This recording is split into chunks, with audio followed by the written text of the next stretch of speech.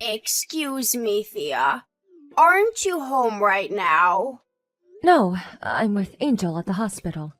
But it's evening already. Ahem, aren't you forgetting something, wifey? What about preparations for supper? Surely you don't intend on forcing my poor son to make his own supper? No, my husband will be coming to meet me at the hospital as soon as he gets off work. He's just finishing up his last bits now. We're gonna go back home together afterwards, which is when I'll make us supper. My friend just stopped by your house. Huh? Your friend came to our house? Why?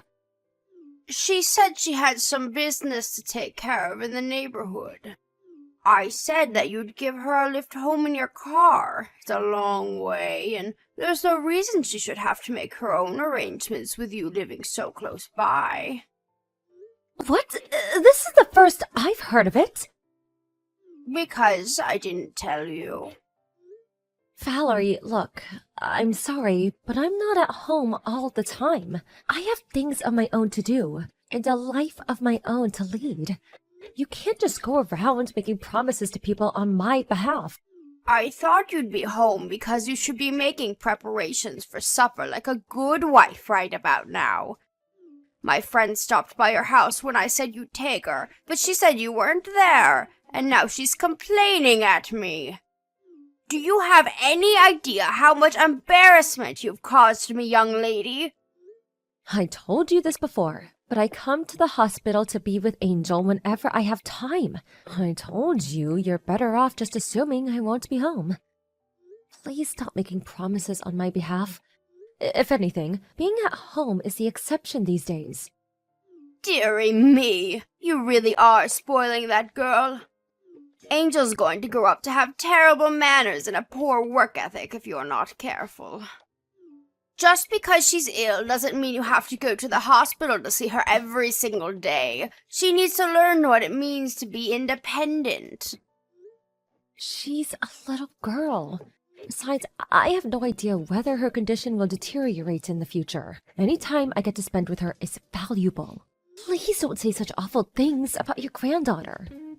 What are you so worried about? She's been sickly since she was born. This is hardly anything new. The doctors have made it abundantly clear that she isn't going to live that long. You'd think you'd have to come to terms with it by now.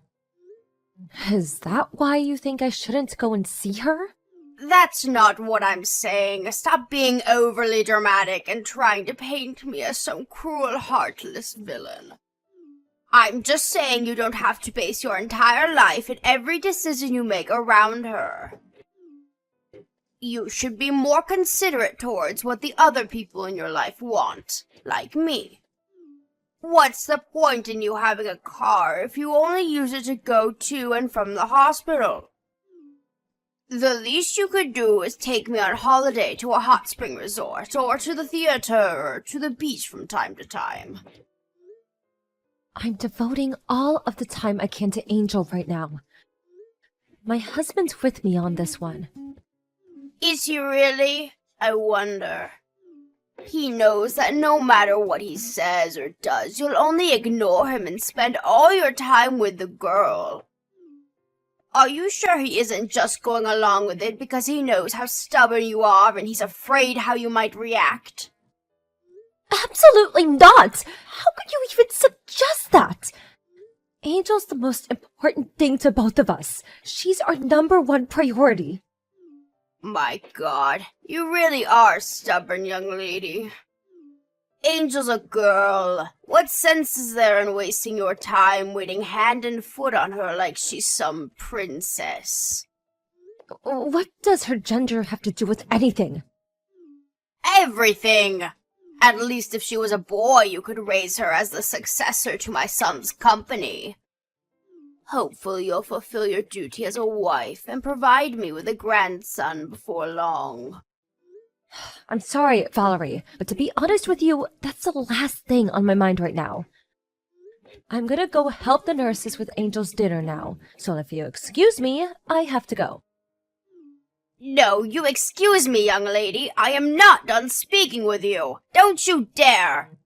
My friends are going to the mall this week, and I want to go with them. There's a new clothes shop I want to check out. I will not be the odd one out of my friend group, so be a darling and come pick me up. I'll let you make up for not taking my friend home today, because I'm kind like that. So what do you say? I told you I can't. Please use the bus or the train like everyone else. I have no intention of leaving Angel's side. Thea, listen to this. You're never going to believe it. My favorite singer, Lady Gugu, is performing in Peepsville next week. You know, the next town on from ours. Apparently, she's holding a huge concert out on the field of a local business faculty. You'll be a darling and take me, won't you? Valerie, I know David told you about how Angel's health is taking a turn for the worse lately. Why would you ask me this? Yes, he said she could die at any moment. So what? Oh my god. How could you say that? Were you seriously asking me to take you to some stupid concert, even though you know how things are with her? It's next week, so you have plenty of time to make arrangements. And Lady Gugu is not stupid. How dare you? Stop being awkward, young lady. It's not like I'm asking you to drop everything on the spot and pick me up right now, is it? Jeez, lighten up. Even so, I don't think it's appropriate for you to ask me this now. So when will it be appropriate? Am I just supposed to wait around forever while life passes me by? How many times have the doctors told you Angel's in a bad way by now? I lost count. I'm sure she'll be back to normal within 2 or 3 days. We don't know whether she will or she won't. That's the point. Would you just stop this already? I'm stressed out enough as it is. Wow. Why do I have to take this from you? Why are you getting mad at me all of a sudden? You have severe attitude problems, young lady. Because this isn't the kind of thing you ask someone when their daughter is in the hospital bed and might not make it. Me and David have been sleeping by her bedside at the hospital all week. Not my problem. What does any of this have to do with me? Angel's your granddaughter. What good is a sickly little girl who lives in a hospital bed to me? It's been too long since I met her. I don't even remember what she looks like. With this sorry state of affairs, I may as well not even have any grandchildren. Anyway, you'll be a darling and take me to the concert, won't you? Mildred from next door said she wants to come too, so make sure you clean the car out first. I don't want you embarrassing me by having it full of empty sweet wrappers. How many times do I have to say it? I can't take you. Then how am I supposed to get there? I can't go to Peepsville without a car. It's just too far. The trains don't go there, and the bus is for peasants. You can't seriously expect me to associate with the lower orders. My husband said he can't possibly take me and refused flat out. You're the only one I have left to rely on. You'll be a darling and take me, won't you, sweetie? I can't possibly take you either. Ugh, stop it with this petulant stubbornness. All you have to do is drop me off at the venue and pick me up when it's over. Even if I did get on the bus with the filthy common folk, the timetable is awkward and I'd be stood waiting around outside the concert for hours. That's not my concern. Figure it out yourself. You are the most useless human being I've ever encountered in all of my years. Ugh! I wish my son never married you to begin with. What good are you? What purpose do you serve? You're useless! I'm a mother before I'm a wife. What would you have done if David had fallen seriously ill when he was young? Surely you'd have done whatever you could to be by his side as much as possible. Yes, I suppose I probably would. Because he's my son and the successor to the family name. I certainly wouldn't waste my time with the likes of a little girl, though, and I don't know why you are either. I've heard enough of this. I have nothing more to say to you. Don't contact me again. You didn't give me an answer. You'll be a sweetie and take me to the concert, won't you, darling? Won't you? Find your own way there. How dare you! We accepted you into this family as my son's wife. You were in no position to disobey your mother-in-law. This is your fault for giving birth to a sickly little girl in the first place. Why should I suffer for your defective genes? Don't drag me into your mess. I have a right to see that concert. Are you listening to me? Reply at once! Ugh! You will pay for this! Damn you! Thea, I just heard the news from David. What happened to Angel is so terribly unfortunate. I'm so sorry. Right. Don't let it get you down, sweetie. You can just have more children. Right? Let's get to work on the next one. Excuse me? You heard me. Wait, you don't plan on giving up on having children because of this, do you? You can't do that. You still haven't had a son. I'm not thinking about that sort of thing at all right now. Angel just died. I know that. That's why I'm trying to cheer you up. How could you even say anything like that? You're despicable. You're the worst. Yes, I can tell you're very emotional right now, sweetie. It's okay. Anyway, you need to get work on conceiving my grandson as soon as this funeral is over with. Lord knows that's the only thing you're good for. I told you, I can't bring myself to think about that sort of thing right now. The funeral isn't even over yet. Duh, I know that, moron. That's why I very clearly said you need to get to work on conceiving my grandson after the funeral's done with. I'm not telling you to do anything now, am I? You need some time to grieve your daughter. It makes no difference. Oh, there is just no talking to you.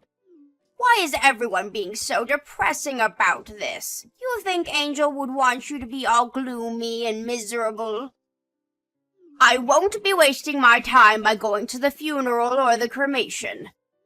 If this is your attitude, I have no interest in associating with you. You're rude, you're disrespectful, you're insolent, and you're just downright unpleasant. I'm ashamed to call you my daughter-in-law. I see. You've made how you feel towards me very clear. If you find me that pleasant, I'd rather you didn't come to the funeral. These last few years have been so difficult for me because of that sickly daughter of yours. Angel this, Angel that. She practically had the whole family under her spell. She even stole my own husband and my son. Neither of them ever had the time of day for me where she was concerned. And obviously you were never willing to help me with anything. You wouldn't take me to see my friends, you wouldn't take me shopping or out on day trips. You all neglected me for that damn kid. Not a single good thing has happened to me these last few years, and it's all because of her. At least now with her gone, you might finally start helping me out when I ask for favors. I have to get ready for the wake now. Goodbye. Oh, no, you don't. Hold your horses, young lady. Why? Do you accept that this is all your fault? If you'd have just given birth to a healthy child in the first place, none of this would be happening. Wow. You think I didn't want my child to be healthy? I already blame myself enough for what happened without you twisting the knife. Oh, you do have some self-awareness then. Color me surprised. Just make sure it doesn't happen again. This family's been through enough because of you. Why don't you just try producing a healthy child next time? You're evil. Pure evil. It's the only way I can explain how you could say such horrible things. Excuse me? Did I say something bad? You better not come to the funeral. I mean it. I told you, I don't want to. I wouldn't come if you paid me. Why would I? It's not like I have any positive memories of Angel. Oh, silly me, I almost forgot. Lady Gugu's concert is tomorrow. Albert's wife is going to be taking us. I'll have to start getting ready. I'll probably sleep like a baby now, knowing that all my worries are a thing of the past. Isn't that just so sweet of Albert's wife? At least some wives are nice. It's nice to know not everyone's as useless as you. It's been a while, Thea. Yes, it has. Can't you even say hello to your mother-in-law properly? You're not still down in the dumps over what happened, are you? Her funeral was a whole month ago now, sweetie. It's time to move on.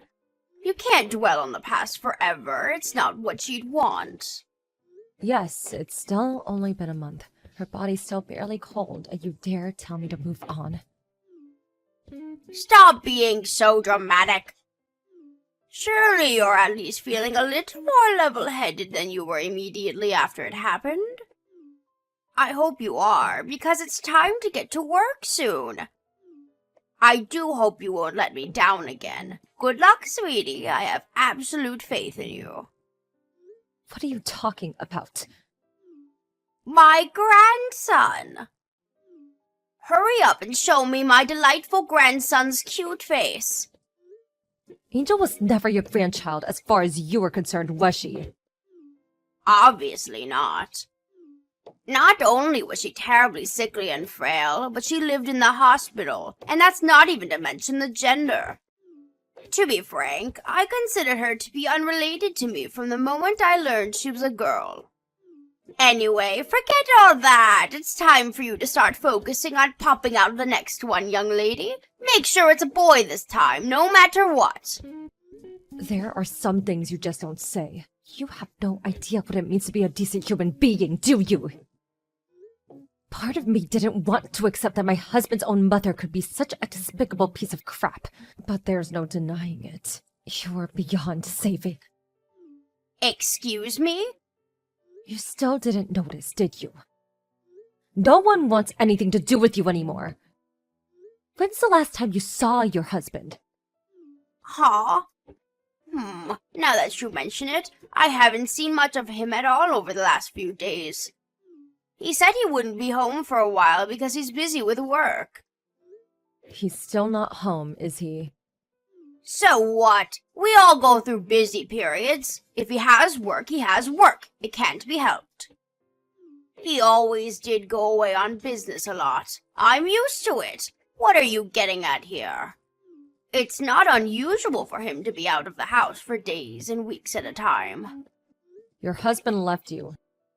He's currently making preparations to divorce you. What are you talking about? That's crazy talk. You're twisted. Don't even joke about that kind of thing, young lady. It's the truth. He gave me permission to tell you everything I'm telling you now. Why on earth would my husband divorce me? We've been together for 30 years, I'll have you know. 30 years! That's nearly longer than you've existed, you little witch! Why? Because of your attitude towards Angel. You refused to have anything to do with your own granddaughter purely due to the fact that she was a girl. You made fun of her for being weak and sickly. You refused to visit her in the hospital even once before she died. You didn't even go to her frickin' funeral. You just couldn't overlook the way you acted towards her, no matter how hard he tried. Why would my husband divorce me over the girl? It was hardly my fault she was so weak and sickly, was it? This is exactly the kind of attitude he couldn't tolerate. Your husband loved Angel more than anything. He spoiled her rotten, was always coming over for visits and buying her gifts. He warned you about the way you were acting countless times. He wanted you to change. I was even there when he did it sometimes. Please, won't you just speak a little more respectfully towards your granddaughter? He tried, but it was useless. What are you saying? That I should love my grandchildren no matter what? It's hardly my fault she was so unlikable. Why should I be punished? I'm not necessarily saying you had to love her unconditionally. But it would have been nice if you at least didn't pick on and make fun of her for having an illness.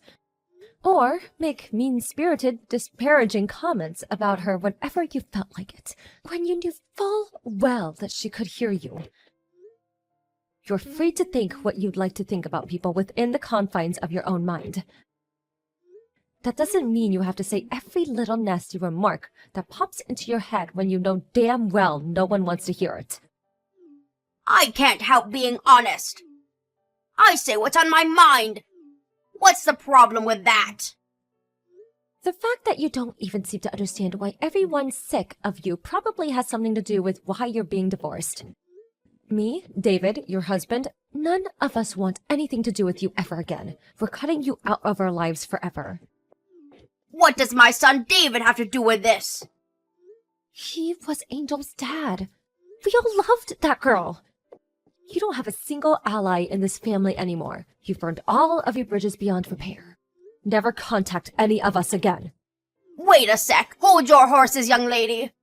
My husband isn't answering my calls. What on earth is going on? I'm getting nothing but voicemail. That's because he blocked you. He told me to tell you you'll be hearing from his lawyer once he's done finalizing the divorce procedures. Come to think of it, David hasn't been responding to me lately either. What exactly is going on here? He hasn't been ignoring me the whole time too, has he? Yes, I was also considering blocking you myself. But I couldn't resist the urge to be the one to tell you about your family abandoning you. I can't deny that this all has been very satisfying. I'm glad I didn't block you. I also wanted to let you know that this is all 100% your own fault. I'll never forget how you were absurd and victimized me. Thea, please, wait, this is all going too far. Just hang on a moment. I'm sorry, please.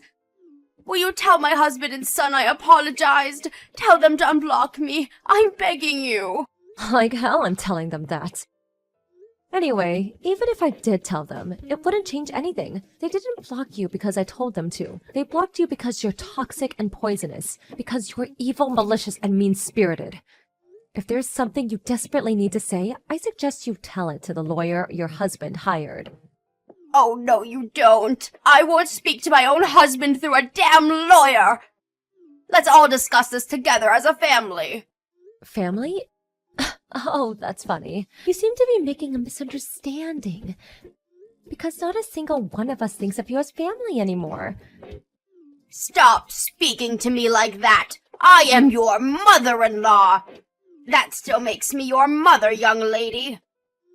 I never thought of you as my mother-in-law, even from the beginning. What?